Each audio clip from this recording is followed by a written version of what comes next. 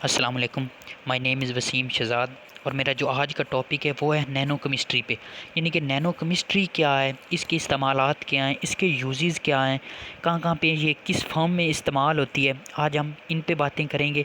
इसके अलावा nano particles क्या होते हैं, नैनो मटेरियल क्या होता है, क्वांटम डॉट क्या होता है।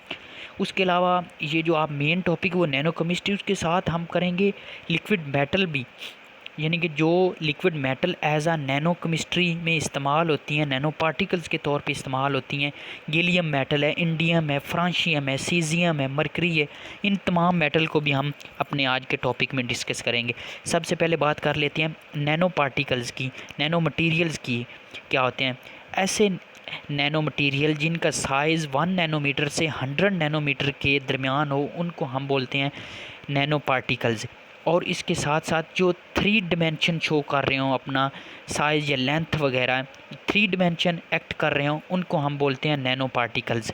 इसके अलावा जो नैनो मटेरियल 2 डिमेंशन शो कर रहे होंगे, उनको हम बोलेंगे नैनो ट्यूब्स या नैनो वायर्स हम कह सकते हैं। इसके अलावा नैनो केमिस्ट्री में कुछ सेमीकंडक्टर भी नैनो पार्टिकल्स के तौर पे एक्ट करते हैं, उनको हम बोलते हैं क्वांटम डॉट्स। यानी वो क्वांटम डॉट्स के तौर पे एक्ट कर रहे होते हैं। इसके अलावा हम बात करेंगे लिक्विड मटेरियल की, यानी कि लिक्विड मेटल की बात करेंगे, वो कहाँ पे इस्तेमाल होती हैं और उनकी यूजेस क्या क्या हैं। अभी हम बात करते हैं इंट्रोडक्शन की। इंट्रोडक्शन में जो आता है लिक्विड मेटल है, वो कैसे एक्ट करती है नैनो पार्टिकल के तौर पर, नैनो मटेरियल के तौर पे कैसे एक्ट करती है, ये तमाम बातें अभी हम डिस्कस करेंगे इंट्रोडक्शन के अंदर। यानी कि जो लिथियम है, गैलियम है, इंडियम है, फ्रांशियम, ये तमाम मेटल्स हैं, ये रूम टेम्परेचर पे लिक्विड शो करती हैं। मेल्टिंग पॉइंट इनका बहुत कम होता है, इसकी वजह से ये लिक्विड शो हो रही होती हैं रूम टेम्परेचर पे। लिक्विड मेटल्स जो हैं, लिथियम है, सीज़ियम, फ्रांशियम, ये तमाम मेटल्स। इसके अलावा इसके अलावा जो इनका मेल्टिंग पॉइंट होता है वो बहुत कम होता है, और इनकी जो फिजियो केमिकल प्रॉपर्टीज़ होती हैं वो डिफ़र कर रही होती हैं इनके मेल्टिंग पॉइंट के हिसाब से। फॉर एग्ज़ाम्पल जो गैलियम है, इसका मेल्टिंग पॉइंट 28 है। उसके अलावा जो मरकरी है, जो आम रूम टेम्परेचर पर लिक्विड फॉर्म में दस्तियाब होती है, उनका जो मेल्टिंग पॉइंट है वो -38 है, रूम टेम्परेचर है, यानी कि ये लिक्विड फॉर्म। इसके अलावा सीज़ियम 29 है, फ्रांशियम 31 है। इस तरह इनके तमाम के जो मेल्टिंग पॉइंट हैं वो वेरी कर रहे होते हैं।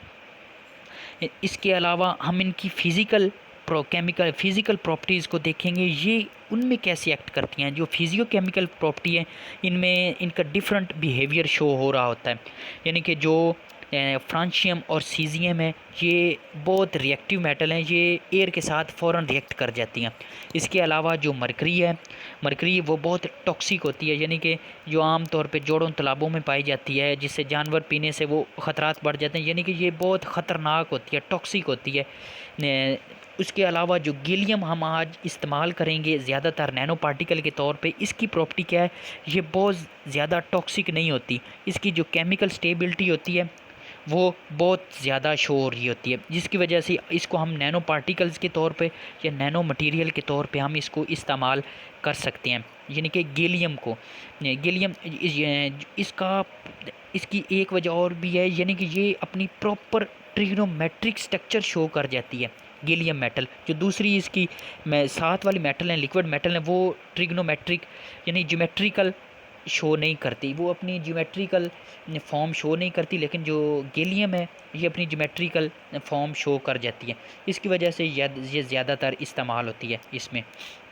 इसके अलावा जो लिक्विड मटेरियल, इसके अलावा इसको हम गैलियम इंडियम अलॉयज़ बना सकते हैं इसके, यानी कि गैलियम इंडियम अलॉय बनाते हैं जिनके इस्तेमालात बहुत है, यानी कि इलेक्ट्रिकल में, यानी कि ट्रांसिस्टर वगैरह में इस्तेमाल। इसके अलावा गैलियम इंडियम है, इसके अलावा हम गैलियम इंडियम और टिन का अलॉय बना सकते हैं। इस अलॉय के ज़रिए हम सॉलिड मेटल को रिप्लेस करते हैं इलेक्ट्रॉन्स के अंदर, उसको हम लिक्विड फॉर्म में तब्दील कर सकते हैं इस परफॉर्मेंस के ज़रिए। इस वर्क के ज़रिए हम सर्किट में यानी इलेक्ट्रॉनिक में इसका बहुत ज़्यादा इस्तेमाल है। उसके अलावा ये इमेजिंग में, ट्यूमर में, अपने जो ब्रेन में ट्यूमर हो जाती है उसको ख़त्म करने के लिए और कैटालाइसिस के तौर पर भी ये इस्तेमाल हो सकते हैं। इसके अलावा इसको केमिस्ट बहुत ज़्यादा इस्तेमाल करते हैं। यानी इस प्रोसेस को इसको ज़्यादातर नैनो टेक्नोलॉजी में इस्तेमाल कर सकते हैं। सुपर मालिकुलर केमिस्ट इस्तेमाल करते हैं या फिज़िकल केमिस्ट इसको इस्तेमाल कर सकते हैं। इसके बाद हम बात करेंगे इसके सिंथेसाइज़ करने के तरीके, यानी कि नैनो पार्टिकल्स को सिंथेसाइज़ कैसे किया जा सकता है। उसको सिंथेसाइज़ करने के डिफरेंट वर्क होते हैं, यानी कि डिफरेंट तरीके से हम नैनो पार्टिकल को सिंथेसाइज़ कर सकते हैं। लेकिन आज हम जो डिस्कस करेंगे वो दो हैं। उनमें एक है टॉप डाउन प्रोसेस, और उसके अलावा एक साथ है bottom up process. Top down process और बॉटम अप प्रोसेस के ज़रिए हम अपने इस फंक्शन को परफॉर्म करते हैं। उसके ज़रिए हम नैनो पार्टिकल्स की सिंथेसाइज़ कर सकते हैं उसको दो तरीक़े से। फर्स्ट है जो टॉप डाउन प्रोसेस है, उसमें हम क्या करते हैं, यानी कि बड़ा सा एक मटेरियल लेते हैं। फॉर एग्जांपल एक गैलियम का एक बड़ा सा ब्लॉक है, उसको हमने कट कर देना है छोटे मटेरियल में। उसके छोटे मटेरियल में काटने के अमल को हम बोलते हैं टॉप डाउन प्रोसेस, यानी कि उसको कट कर करके अपना जो रिक्वायर्ड मटेरियल है उसको हासिल कर लेते हैं। उस प्रोसेस को हम बोलते हैं टॉप डाउन प्रोसेस। इसे फॉर एग्जांपल इसमें बिकी बॉल्स वगैरह बना सकते हैं, उसके अलावा इलेक्ट्रिक बीज बना सकते हैं, उसके अलावा आईसी यानी कि इंटीग्रेटेड सर्किट हम बना सकते हैं, जो कि टॉप डाउन प्रोसेस है, इसमें हम परफॉर्म कर सकते हैं। इसके अलावा जो दूसरा प्रोसेस होता है वो बॉटम अप प्रोसेस होता है। दूसरा जो बॉटम अप प्रोसेस होता है उसमें हम ज़्यादातर जो बड़ी चीज़ होती है, यानी कि बड़ा मटेरियल होता है, उसको कट करके हम बॉटम अप प्रोसेस में हम क्या करते हैं कि छोटे छोटे ब्लॉक्स को मिला के एक बड़ा ब्लॉक तैयार करते हैं, उसको हम बॉटम अप प्रोसेस कहते हैं। यानी कि फॉर एग्जांपल कोई बिल्डिंग तैयार करनी है, उसमें हम क्या करते हैं, ईंट इस्तेमाल करते हैं। ईंट एक ब्लॉक के तौर पे इस्तेमाल करते हैं, एक एक ईंट इस्तेमाल करके हम एक पूरी बिल्डिंग तैयार कर सकते हैं। इस तरह ही नैनो केमिस्ट्री में जो बॉटम अप प्रोसेस है, इसमें हम एक छोटे छोटे एटम्स को मिला के एक बड़ा मॉलिक्यूल बना सकते हैं। ये बॉटम अप प्रोसेस कहलाता है। यानी कि छोटे मटेरियल को मिला के बड़ी चीज़ बड़ा स्ट्रक्चर बनाने के अमल को हम बॉटम अप प्रोसेस कहते हैं। इसमें हम इसको नैनो लिथोग्राफी भी कह सकते हैं, यानी कि ये प्रिंटिंग प्रेस में इस्तेमाल होता है। इस प्रोसेस के ज़रिए हम प्रिंटिंग प्रेस में इस्तेमाल कर सकते हैं, प्रिंटिंग प्रेस में।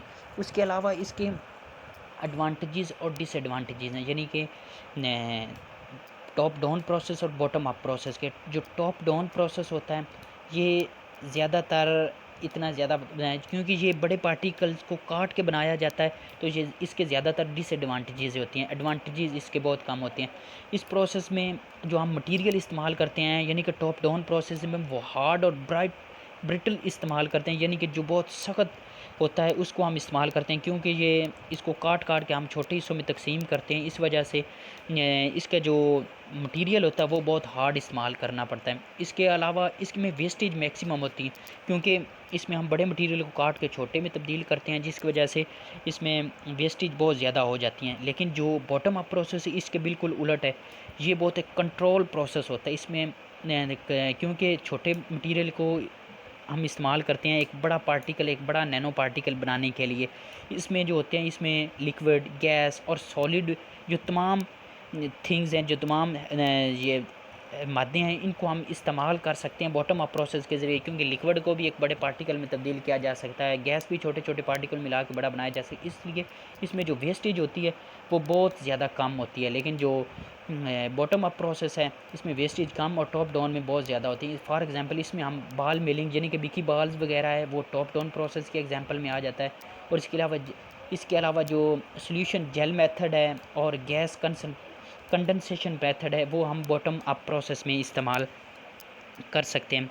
इसके अलावा इसमें एक सोनिकेशन का प्रोसेस होता है, यानी कि सोनिकेशन प्रोसेस के कोई भी हमने ऐसा इस प्रोसेस में हमने रेडियो वेव या अलग यूवी विजिबल रेज़ को हम किसी भी सॉल्यूशन के अंदर से गुजारना है। उसे गुजारने से वो जो सॉल्यूशन है वो आपस में डिज़ोल्व हो जाएगा, और डिज़ोल्व होने की वजह से हमें जो रिक्वायर्ड मटेरियल है वो बहुत जल्द मिल जाएगा। यानी कि सोनिकेशन प्रोसेस ऐसा process in which sound waves are used to aggregate the particle in a solution. Such dispersion can be used to mix the solution speeds and dissolved and solve the solution and solid solution change into liquid solution। for example sugar को हम water में dissolve कर लेते हैं। तो इस तरह के अमल को हम सोनिकेशन प्रोसेस कहेंगे। और इसमें सोनिकेशन प्रोसेस जो लिक्विड हैं, जो गैसेज़ हैं जो मौजूद होती हैं इजाफ़ी, उनको हम यहाँ से एक्सट्रीट यानी कि इवेपोरेट करवा सकते हैं। उसके अलावा हम सोनिकेशन प्रोसेस को अगर बायोलॉजिकल टर्म में देखें तो ये डिफरेंट होगा। यानी कि एक सेल के आउटर साइड पे एक सेल वॉल होती है जो कि सेल की हिफाजत करती है, यानी कि कोई भी बाहर से कोई अटैक या कोई किसी डैमेज से बचाती है। अगर हम सोनिकेशन प्रोसेस को इस पे अप्लाई करें, कोई यूनी विजिबल या कोई रेडियो वेव इसमें से गुजारें, तो ये मुकम्मल तौर पे सेल मेम्ब्रेन को डेड नहीं करेगा, ये इसको रैप्चर कर देगा। यानी कि इसकी जो मोटाई है, ये इसको साइज़ लेंथ उसको कमज़ोर कर देगा, अपना मुकाम मुकम्मल यानी कि उसके अंदर केमिकल को जो कोई भी सॉल्यूशन है उसको डिज़ोल्व करवाने के लिए अपना किरदार अदा करेगा, लेकिन उसको मुकम्मल तौर पे डेड नहीं करेगा। इसलिए ये मेडिकल फील्ड में भी सोनिकेशन प्रोसेस को इस्तेमाल किया जा सकता है। नेक्स्ट हम देखेंगे यानी कि लिक्विड शेयरिंग इन कम्प्लेक्स पार्टिकल, यानी कि लिक्विड को कैसे शेयर किया जाता है कम्प्लेक्स पार्टिकल में। फॉर एग्जांपल हमने नैनो केमिस्ट्री में अभी डिस्कस किया गैलियम मेटल को, यानी कि गैलियम मेटल को कम्प्लेक्स पार्टिकल के साथ कैसे शेयर किया जाता है। फॉर एग्जांपल हमारे पास मौजूद हैं गोल्ड बार मौजूद है, सिल्वर बार मौजूद हैं, इसके अंदर हमने लिक्विड मेटल को इंजेक्ट करना है या इसको शेयर करना है। तो कैसे करेंगे? सबसे पहले कि जो एक सिरिंज लेनी है, एक सिरिंज लेके उसके ऊपर हमने 1 से 2 ड्रॉप रख देने हैं गैलियम मेटल के, उसको इंजेक्ट कर देना है सीधी तरह गोल्ड बार में या सिल्वर बार के अंदर उसको इंजेक्ट कर देना है। तो ये बहुत सिंपल प्रोसेस है। इस ज़रिए से हम गैलियम इंडियम अलॉयज़ को इसमें डिप कर सकते हैं, इससे शेयर कर सकते हैं और कम्प्लेक्स पार्टिकल्स बना सकते हैं, शेयरिंग लिक्विड कम्प्लेक्स पार्टिकल्स के थ्रू। इसके अलावा इसकी जो नेक्स्ट प्रॉपर्टी वो हम अभी यहाँ सिंथेसाइज़ करने का अमल है, यानी जो हम पीछे पढ़ चुके हैं, ये बॉटम अप प्रोसेस है, टॉप डाउन प्रोसेस है, इसको डिस्कस किया है। इसकी एप्लीकेशन है वो हम लास्ट पे देखेंगे, इधर कुछ हैं लेकिन उसके अलावा जो हम तमाम एप्लीकेशन है वो लास्ट पे डिस्कस करेंगे इजाफी टाइम के तौर पे। उसके अलावा इसमें आता है फ़िज़िकल डीकम्पोजिशन। फ़िज़िकल डीकम्पोजिशन कैसे होती है गैलियम मेटल की, या गैलियम मेटल को कैसे एक्सट्रैक्ट डीकम्पोज़ किया जाता है किसी सॉल्यूशन के अंदर से फ़िज़िकल डीकम्पोजिशन में। फ़िज़िकल डीकम्पोजिशन में गैलियम मेटल को 3 तरीक़ों से हम एक्सट्रैक्ट कर सकते हैं। एक है गैलेंस कम्प्लेक्स फॉर्म के ज़रिए, यूजिंग मॉलिक्यूलर बीम के ज़रिए, और thermal evaporated of gallium vacuum.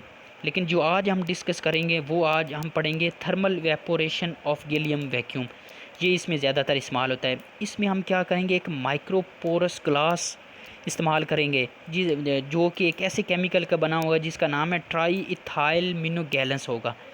यानी कि माइक्रोपोरस ग्लास है जो कि ट्राई इथाइल मिनोगैलेंस का बना होगा। इस हम कंपाउंड को ईथर के अंदर रखेंगे, ईथर सॉल्यूशन के अंदर इसको हम रख देंगे।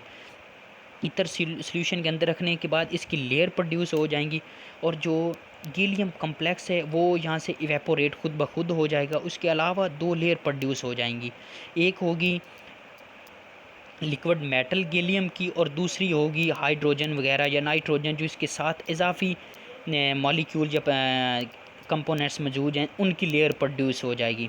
इससे हम H2O या नाइट्रोजन वगैरह को हम इससे रिप्लेस कर लेंगे और बाकी जो लिक्विड मेटल गैलियम है इसको हम एक्सट्रैक्ट कर लेंगे। और ये जो प्रोसेस है ये 300 यानी कि 300 सेंटीग्रेड पे हासिल किया जा सकता है। ये आमतौर पर घरों में भी हासिल किया जा सकता है किसी भी प्लेस पे, यानी कि रूम टेम्परेचर पे भी हम हासिल। इससे जो हमें गैलियम मेटल लिक्विड जो गैलियम लिक्विड मेटल हमें हासिल होगा उसका साइज़ जो होगा वो पार्टिकल्स का वो 100 नैनोमीटर तक होगा। इसके लिए हम जो प्रेशर इस्तेमाल करेंगे वो 2.0 10⁻⁻⁷ होगा। इस तरीके से हम गैलियम को डीकम्पोज़ कर सकते हैं, यानी कि फ़िज़िकल कंपोजिशन के थ्रू हम गैलियम मेटल को डीकम्पोज़ कर सकते हैं। ये इसका प्रोसेस है जो कि मुकम्मल दिखाया गया है। इसमें जो कैसे प्रोसेस होता है केमिकल के थ्रू वो हमने पहले ही डिस्कस कर लिया। ईथर वगैरह जो तमाम बातें वो फ़िज़िकल डीकम्पोजिशन में हासिल, इस तरीके से हम गैलियम को हासिल कर सकते हैं। इसके बाद आती है थर्मल डीकम्पोजिशन। थर्मल डीकम्पोजिशन यानी डीकम्पोजिशन का प्रोसेस ही ऐसा है जिसमें सिंगल रिएक्टेंट को 2 या 2 से ज़ायद प्रोडक्ट में हम तब्दील कर लेते हैं, उसको हम थर्मल डीकम्पोजिशन कहते हैं। यानी कि थर्मल आ गए तो इसका मतलब है इसके साथ हीट देनी है। हीट करने से हम अपना रिक्वायर्ड मटेरियल है वो हासिल कर सकते हैं, यानी कि जो हमें चाहिए प्रोडक्ट उसको हम हासिल कर सकते हैं थर्मल डीकम्पोजिशन के थ्रू। ये हमारा थर्मल डीकम्पोजिशन प्रोसेस है। इसमें हम एक रिएक्शन यूज़ करेंगे, एक रिएक्शन जिसमें हम लिथियम, नाइट्रोजन और मिलीनियम को इस्तेमाल करेंगे, यानी कि लिथियम, नाइट्रोजन और मिलीनियम प्लस करेंगे, उसके साथ गैलियम और क्लोरीन को ऐड करेंगे। गैलियम और इन दोनों को ऐड करने से इनको हीट करेंगे, हीट करने से हमें गैलियम है वो अपना रिक्वायर्ड प्रोडक्ट हासिल हो जाएगा। उसके साथ ही जो लिथियम क्लोराइड है वो रिएक्ट करके इवेपोरेट होगा और बाकी मटेरियल यहाँ पे ही मौजूद रहेगा। इस तरह प्रोसेस के ज़रिए हमें जो गैलियम है वो 12 से 46 नैनोमीटर तक साइज़ के गैलियम मटेरियल या गैलियम लिक्विड मेटल हमें हासिल हो जाता है। इस तरीके से हम हासिल कर सकते हैं। जो इसके साथ हम नेक्स्ट प्रोसेस देखेंगे वो है properties of nano micro size liquid metal, यानी कि नैनो पार्टिकल या नैनो मटेरियल की प्रॉपर्टीज़ क्या होती हैं। यानी कि नैनो मटेरियल को प्रॉपर्टीज़ में हम बात कर सकते हैं। जो नैनो मटेरियल होता है ये डिफरेंट कलर के तौर पे एग्जिस्ट करता है, यानी कि ये डिफरेंट कलर के साथ इसकी प्रॉपर्टीज़ चेंज होती रहती हैं। और इसके अलावा ये साइज़ डिपेंडेंट बहुत होता है, यानी कि जो इसकी प्रॉपर्टीज़ होती हैं ये साइज़ पे बहुत डिपेंड कर रही होती है। यानी कि साइज़ अगर चेंज हो गया तो नैनो पार्टिकल्स हैं वो अपना वर्क कुछ और करना शुरू कर देंगे, इसलिए इनकी प्रॉपर्टीज़ में कलर और साइज़ डिपेंडिंग बहुत होता है। इसके अलावा नैनो पार्टिकल्स हैं वो इरेडिएट हो रहे होते हैं। अगर उन पे अगर यूवी विजिबल लाइट रेडिएट कर रहे हैं तो उसके साथ वो विजिबल लाइट एमिट करेंगे, यानी कि ये भी इसकी प्रॉपर्टी में शामिल होता है। जैसे कि कोई रेडियो एक्टिव कंपोनेंट है, अगर उस पर कोई रेज़ या कोई अल्ट्रावायलेट रेज़ गुजारेंगे तो वो डिफरेंट तौर पर एटॉमिक फॉर्म या एटॉमिक बम्बार्डमेंट या न्यूट्रॉन परफॉर्म करना न्यूट्रॉन छोड़ना शुरू कर देते। इस तरह इस पर अगर यूवी विजिबल लाइट करेंगे तो ये एक विजिबल लाइट इससे एमिट होगी इस नैनो पार्टिकल से। इसके अलावा जो इसकी प्रॉपर्टीज़ में आता है, इसके अलावा जो इसकी अगली प्रॉपर्टीज़ हैं वो है इसका जो नैनो पार्टिकल है इसका मेल्टिंग पॉइंट जो होता है वो बल्क के सॉल्यूशन से बहुत कम होता है। यानी कि जो इसका अज़ाफ़ी मटेरियल जब ज़्यादा मटेरियल पड़ा है बल्क में पड़ा उसके से नैनो पार्टिकल का जो मेल्टिंग पॉइंट होता है वो बहुत कम होता है। उसके साथ साथ जो इसकी नेक्स्ट प्रॉपर्टी है वो है रिएक्टिविटी पे, यानी कि नैनो मटेरियल्स की जो रिएक्टिविटी होती है वो बल्क मटेरियल से बहुत ज़्यादा होती है, यानी कि ये बहुत रिएक्टिव होता है। हमने पीछे भी पढ़ा है कि जो गैलियम मेटल होती है ये बहुत ही केमिकल स्टेबल होती है, इस वजह से हम इसको नैनो केमिस्ट्री में रखते हैं और रिएक्टिविटी इसकी ऑलरेडी ही बहुत ज़्यादा होती है, इसलिए इसकी जो रिएक्टिविटी है ये ऑलमोस्ट ज़्यादा ही होगी।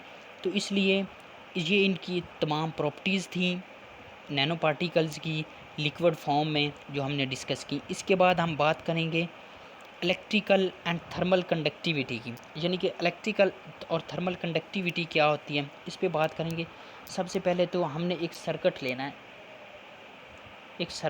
उसके अंदर एक सर्किट मुकम्मल तौर पे बना लेना है। उसके अंदर इलेक्ट्रॉन मूव कर रहे होंगे, इलेक्ट्रॉन किसी भी सर्किट के अंदर रैंडमली मूव कर रहे होते हैं, लेकिन जब वो वक्त गुजरेगा तो उसके साथ साथ इसकी मूवेक्शन तब्दील होनी शुरू हो जाएगी। लेकिन क्यों, इसकी क्या वजह है, हम इसके दोनों साइड पे पोटेंशियल डिफरेंस अप्लाइड कर देंगे। पोटेंशियल डिफरेंस अप्लाइड करने से जो इलेक्ट्रॉन की मूवेक्शन है वो एक साइड से दूसरी साइड, यानी कि नेगेटिव टूवर्ड पॉजिटिव टर्मिनल और पॉजिटिव टूवर्ड नेगेटिव टर्मिनल ये जाना शुरू कर देंगे। इस प्रोसेस के थ्रू हम इनकी मूवेक्शन को देख लेंगे और जो इलेक्ट्रॉन है वो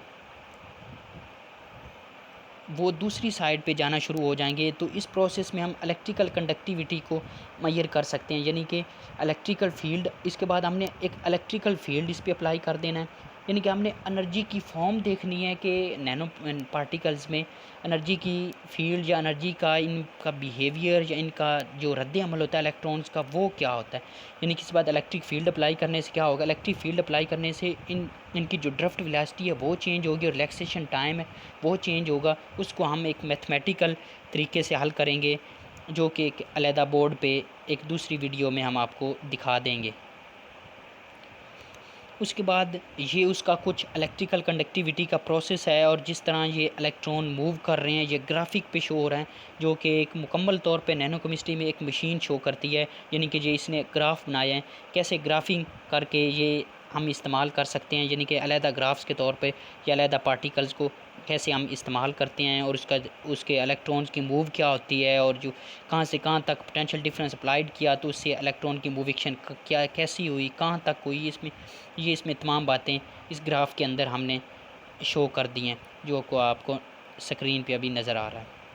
इसके बाद हम आगे बात करेंगे प्लास्मोनिक इफ़ेक्ट की। प्लास्मोनिक इफ़ेक्ट क्या होता है, यानी कि प्लास्मोनिक इफ़ेक्ट को हम ज़्यादातर ट्यूमर्स को, यानी कि ब्रेन में अगर कोई मसला पैदा हो गया, अगर अगर कोई बायोसेंसर के तौर पर हम इस्तेमाल कर सकते हैं, यानी कैंसर सेल प्रोड्यूस हो गए हैं किसी जगह पे, उनको चेक करने के लिए, उनको डिटेक्ट करने के लिए हम प्लास्मोनिक इफ़ेक्ट को इस्तेमाल करते हैं। ये एक बायो मालिक्यूल डिटेक्शन टेक्निक है, यानी कि इसके ज़रिए हम डिटेक्ट कर सकते हैं डिफरेंट फॉर्म को, डिफरेंट थिंग्स। इसके अलावा हम इसको और भी लाइफ यूजेस में इस्तेमाल करते हैं, यानी कि लाइफ साइंस में इस्तेमाल कर सकते हैं। उसके अलावा हम इसको इलेक्ट्रोकेमिस्ट्री में इस्तेमाल कर सकते हैं। उसके अलावा गैस फेजेस में हम इस्तेमाल कर सकते हैं, फूड इन्वायरमेंट डिफरेंट में जो ऑल एप्लीकेशन वो अभी हम डिस्कस करते हैं उसमें। लेकिन इसमें जो मेन पर्पज़ है वो इसका है कैंसर के सेल को डिटेक्ट करना। कैसे करता है, फॉर एग्जांपल हमने प्लाज्मा इलेक्ट्रॉन लिए, जो एक इलेक्ट्रॉन गन से हमने फायर किए, एक जो एक मुकम्मल प्रोसेस है, उसमें से हमने इसको फायर करना है। फायर करने से क्या होगा, ये एक प्रिज्म लगा होगा जो प्रिज्म के साथ डिटेक्ट करेगा, प्रिज्म के साथ लगेंगे, और वहाँ पर जो इलेक्ट्रॉन है वो पहले से डीलोकलाइज इलेक्ट्रॉन मौजूद हों, यानी कि इसकी जो सरफेस होगी वो डीलोकलाइज इलेक्ट्रॉन ऑसिलेशन होगी, यानी कि वो ऊपर भी मूव कर रहे होंगे और नीचे भी। जो ऊपर वाले होंगे उसको हम रियल पार्ट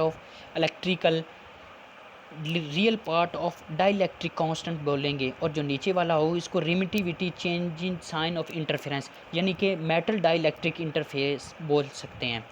इस ज़रिए से इलेक्ट्रॉन जो डिफरेंट प्लास्मोनिक इफेक्ट के तौर पर मूव कर रहे होंगे प्रिज्म के साथ टकराएगा। प्रिज्म से टकराने के बाद एक नीचे डिटेक्टर लगा हो जो आपको नज़र आ रहा है तस्वीर में, यानी कि ये एक डिटेक्टर है।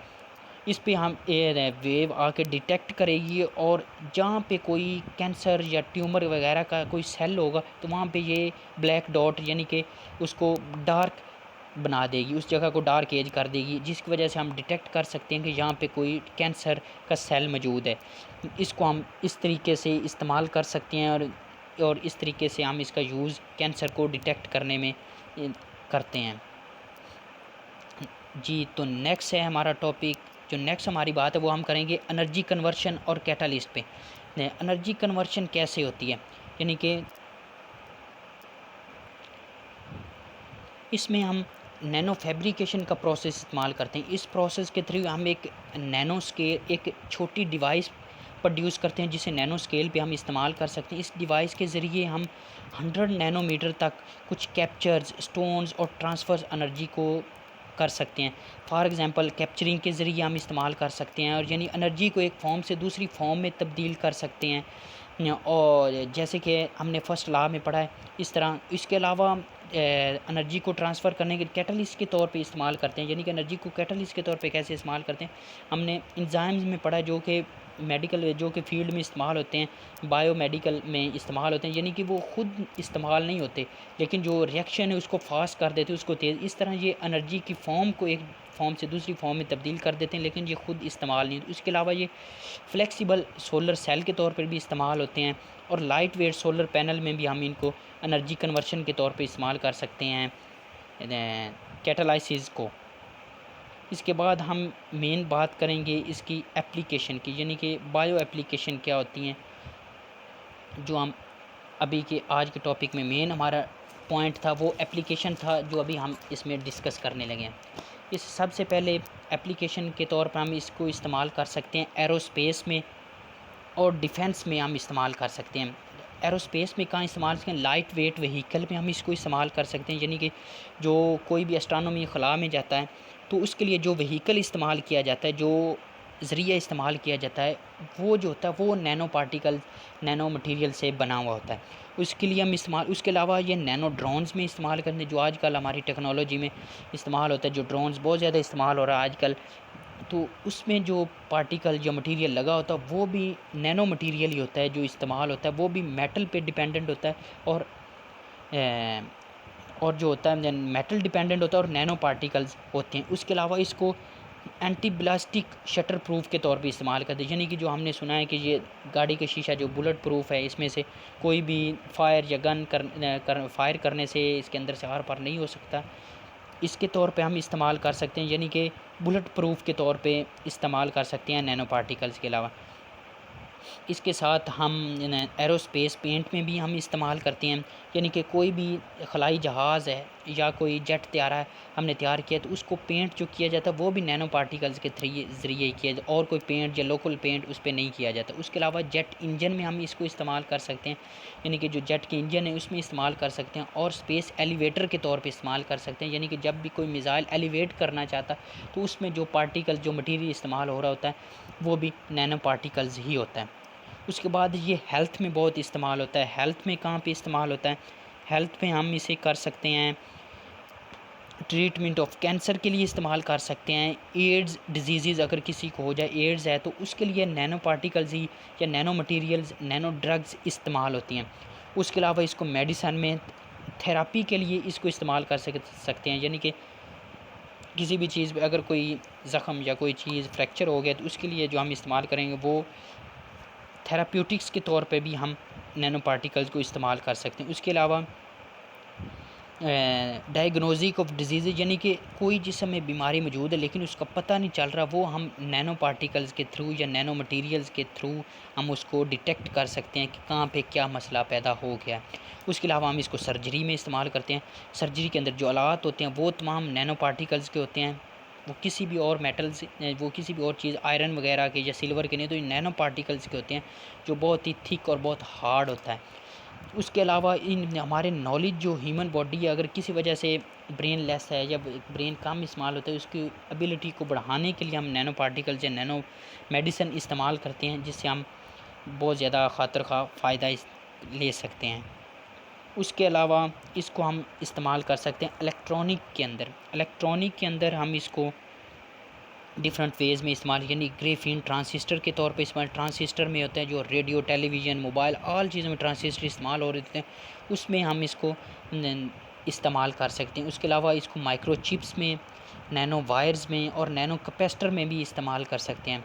कार्बन बेस नैनो सेंसर के तौर पर मेन जो बात है वो मेमोरी और स्टोरेज की है, यानी कि इसको मेमोरी कार्ड जो हमारे मोबाइलों में आजकल इस्तेमाल हो रहे हैं उसमें इस्तेमाल करते हैं, स्टोरेज में इस्तेमाल कर सकते हैं। डिस्प्ले, यानी कि जो स्क्रीन चल रही हैं, टेलीविज़न है, लैपटॉप है, ये तमाम जो स्क्रीन्स हैं ये जो होती हैं ये भी नैनो पार्टिकल्स की बनी हुई होती हैं। इसके अलावा भी हम देखेंगे कि ये स्पोर्ट्स में कहाँ कहाँ इस्तेमाल होती है। स्पोर्ट्स में इसका बहुत ज़्यादा इस्तेमाल है। स्पोर्ट्स के अंदर ये इस्तेमाल होती है, टेंस रॉकेट होते हैं वो बहुत थिक और हार्ड होते हैं, वो होते हैं नैनो पार्टिकल्स के। उसके अलावा जो स्विमर वियर होते हैं, स्विमर सूट पहनते हैं, वो भी नैनो पार्टिकल्स के बने होते हैं, बड़े इलास्टिक टाइप के होते हैं, वो मुकम्मल बॉडी के साथ फिट आ जाते हैं, वो भी नैनो पार्टिकल्स के ही बने होते हैं। उसके अलावा जो एथलेटिक शूज़ हैं, आपने कोई ओलंपिक गेम देखी हो जो उसमें दौड़ करते हैं, उनके जो शूज़ होते हैं वो बहुत ही अलहदा, जो आम रूटीन में पहनते हैं उनसे डिफरेंट होते हैं, उनको में इस्तेमाल कर सकते हैं। वो लाइट वेट होते हैं, बहुत ही लाइट वेट होते हैं, उनमें हम नैनो पार्टिकल इस्तेमाल करें। जो गोल्फ स्टिक होती है वो उसके अलावा जो गोल्फ स्टिक वो नैनो पार्टिकल्स की बनी हुई होती है, उसमें हम इस्तेमाल कर सकते हैं। उसके अलावा इसको हम बायोमेडिकल में भी इस्तेमाल कर सकते हैं, यानी कि बायोमेडिकल्स में हम कैसे इस्तेमाल करते हैं, यानी कि बायोमेडिकल्स में भी हम इसको इस्तेमाल कर सकते हैं। बायोमेडिकल्स में नैनो नेफ्रोलॉजी के तौर पर इस्तेमाल कर सकते हैं, यानी कि नेफ्रॉन के तौर पर। नेफ्रॉन क्या है? वो हमारे किडनी की जो सिंगल फॉर्म है उसको नेफ्रॉन करते हैं, जो मुकम्मल वर्क कर रहा होता है उसमें, उसको नेफ्रोलॉजी कहते हैं, यानी कि वो हमारा जो यूरिनरी सिस्टम इसमें मुकम्मल तौर पर वर्क करता है, और इसके अलावा जो इसमें तमाम प्रोसेस होता है उसमें। और इसके ऑर्थोपेडिक इम्प्लीमेंट्स के तौर पर, यानी कि ऑर्थोपेडिक जो इस्तेमाल करता है, प्लास्टर ऑफ पेरिस इस्तेमाल करता है या बैंडेज वगैरह इस्तेमाल करता है, उसके लिए हम नैनो पार्टिकल इस्तेमाल कर सकते हैं। उसके अलावा जो स्टीम सेल बायोलॉजी, किसी सेल को स्टीम करने के लिए, फॉर एग्जांपल एक फॉर्म से दूसरी फॉर्म में तब्दील करने, नेक्रोसिस और एपोप्टोसिस के ज़रिए सेल हमारी स्किन को तब्दील करने के अमल के लिए भी नैनो पार्टिकल्स ही इस्तेमाल किए जाते हैं। हमारे ब्लड्स में नैनो पार्टिकल को इस्तेमाल करके डिफरेंट वेज़ के ज़रिए हमारी डिजीज़ को कम किया जा सकता है। यानी कि डायलिसिस सेंटर में हम जो इस्तेमाल करते हैं वो भी नैनो पार्टिकल्स ही मौजूद होते हैं, जिससे डायलिसिस मुकम्मल होती है और ये इसमें भी इस्तेमाल। उसके अलावा हमारे आइज़ में जो हम लेंस इस्तेमाल करते हैं, या मायोपिया या हाइपरमेट्रोपिया अगर किसी को हो जाता है, उस दौरान जो इस्तेमाल होती हैं वो भी लेंस, वो भी नैनो पार्टिकल्स के बने होते हैं, जिनके ज़रिए हम हासिल कर सकते हैं। इसके अलावा ये फूड में इस्तेमाल होती है। फूड में यानी कि डेयरी की जो सप्लीमेंट हैं, यानी कि बेकरी प्रोडक्ट है, डेयरी प्रोडक्ट है, उसमें हम इस्तेमाल कर सकते हैं। उसके अलावा इसको हम इंक्रीज़ फ्लेवर के तौर पे, कलर्स को इन्हांस करने के लिए भी इस्तेमाल कर सकते हैं। उसके अलावा नैनो पार्टिकल जो मेन पर्पसेस है बेकरी प्रोडक्ट में, यानी कि किसी चीज़ को हम बेक करने की, सेव करने के लिए इस्तेमाल करते हैं, यानी लेज़ इस्तेमाल करते हैं, ये 1 ईयर या 2 ईयर तक हम सेव कर सकते हैं। इसमें जो होती हैं वो मटीरियल है, तो वो भी नैनो पार्टिकल, जो कार्बन CO2 उसमें बंद की होती है, वो भी नैनो पार्टिकल्स की बेस पे ही काम कर रही होती है। इसके अलावा इसकी जो मेन एप्लीकेशन अभी हम नेक्स्ट ये रिसर्च में पढ़ रहे हैं, यानी कि कोई भी हम अपना मोबाइल इस्तेमाल करेंगे,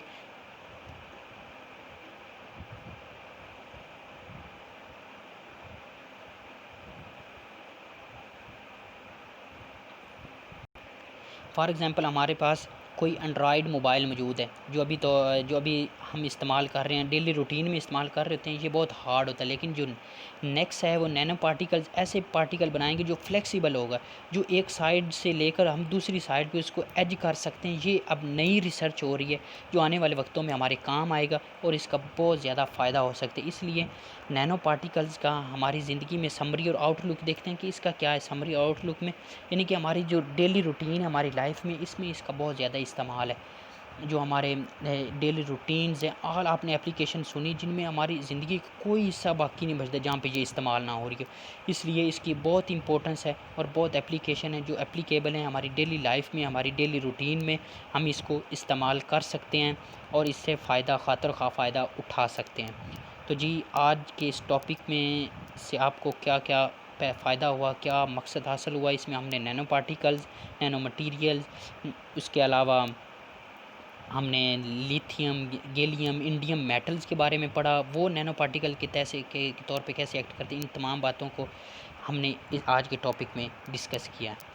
तो जी, थैंक्स।